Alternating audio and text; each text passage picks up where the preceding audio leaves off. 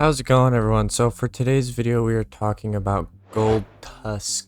So I am finally back from my long vacation. I went on an elk hunt with my dad in Utah and Colorado, and I had success in Utah. I got a cow elk in Utah, but in Colorado not so much. This video isn't about that, but I thought I'd let you guys know where I was and what I was doing. I had a lot of fun. It was a great time. But so today's video we're going to talk about GoldTusk in the Crotas end raid.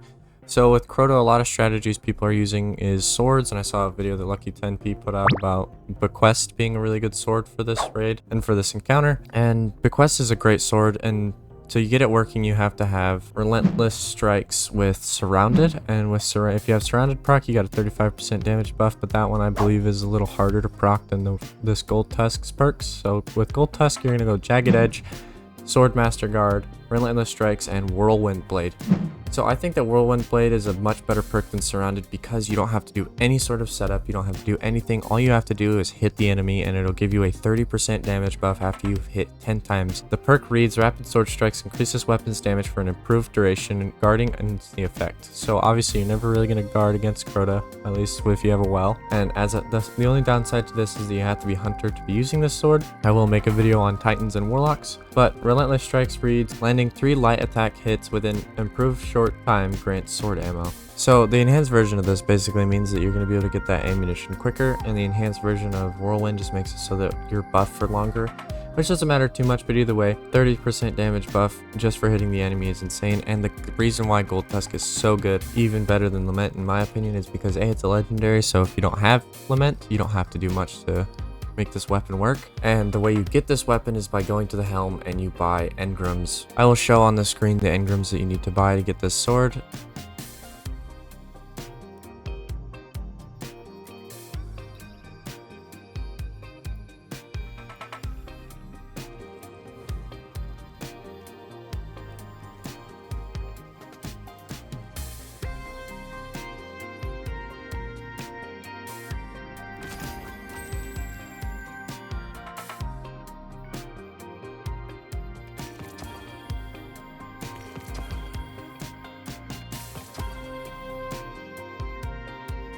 You have a chance of getting this sword and the Imperial Decree shotgun. So once you get 5 you can craft it. I'm sure if you guys have been playing enough you'll have plenty of engrams.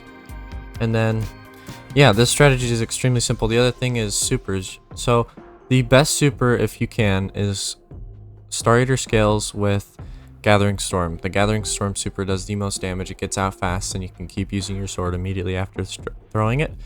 And then, but the problem is if somebody else is using Gathering Storm, you should not be using it as well. There should only be one person firing Gathering Storm at the boss at a time, never 2.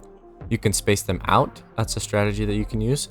I prefer just to go with a different super like Blade Barrage. It does a little less damage, but not so much more that'll make that much of a difference. But that just means that I can get my super out immediately and I don't have to worry about timing it and messing with all that other kind of stuff. So if you have more than one Gathering Storm, make sure that you're timing them, and that whoever's first, you wait till that one to leave before you throw yours, and so on and so forth. So Gathering Storm, definitely the best super with Star Eaters, but Blade Barrage is a very close second. And then you shouldn't be using Tether, because if there is a Tractor Cannon, the Tether will be completely negated because Tractor Cannon will take forefront. And then the Strand super, I tried that one. It does a lot of damage, but it takes too long, and you're just better off finding a one-off super that you can throw and then immediately go into your sword, because this sword, once you get it up all the way to 30% with Whirlwind, you're going to be doing 60,000 damage per light hit inside of a well. And this weapon is a lightweight frame sword, so it swings extremely fast, so you're hitting 60,000 very quickly. So yeah, watch this footage and check out the damage numbers. It is absolutely insane how easy this strategy is. Well? I stole someone else's gun, yeah.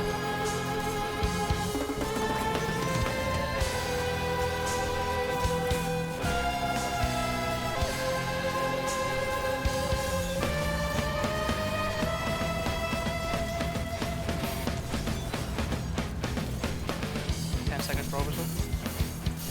Yeah.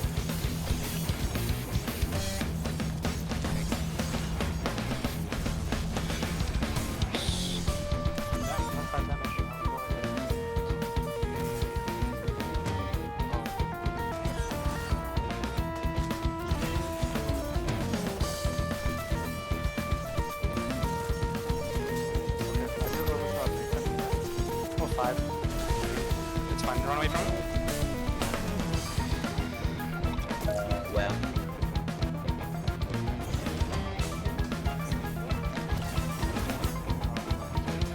It's cool.